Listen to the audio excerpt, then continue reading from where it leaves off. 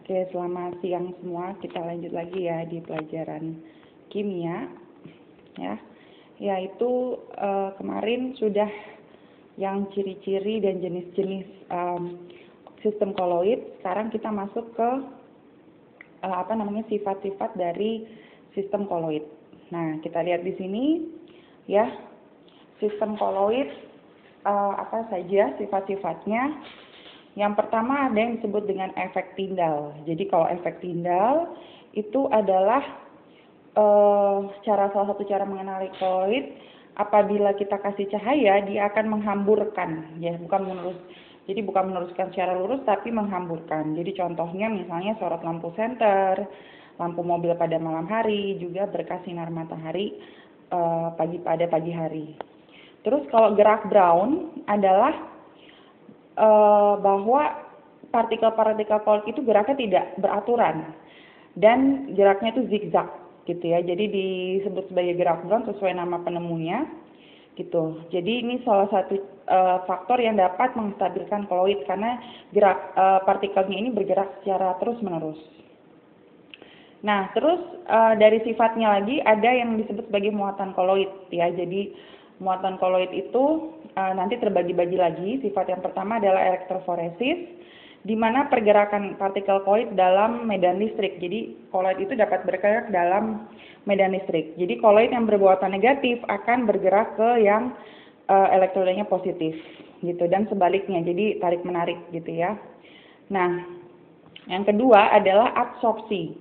Absorpsi itu pakai D ya. Jadi absorpsi di sini artinya dapat menyerap pada permukaannya, ada, bukan B, absorpsi gitu ya. Nah, contoh-contoh dari absorpsi itu contohnya adalah proses pemurnian air gula ya. Jadi yang warnanya bisa putih itu, terus pembuatan obat norit, proses penjernihan air minum. Nah, itu absorpsi. Nah, kalau yang ketiga adalah koagulasi, artinya penggumpalan. Jadi menggumpal apabila ada elektrolit ditambahkan dalam sistem koloid tersebut. Contohnya yang penggumpalan pembentukan delta ya. Delta itu ujung ya, muara sungai yang campuran tanah liat dalam air. Terus juga karet ya, penggumpalan karet, lumpur di sungai, asap atau debu ya dari industri, juga dari alat koagulasi listrik. Terus yang keempat adalah pada saat pengolahan air bersih gitu ya. Nah, itu menggunakan dua sifat koagulasi dan absorpsi. Nah, yang D yaitu koloid pelindung. Koloid pelindung itu yang melindungi permukaan jadi biar tidak pecah gitu. Contohnya pembuatan es krim ya.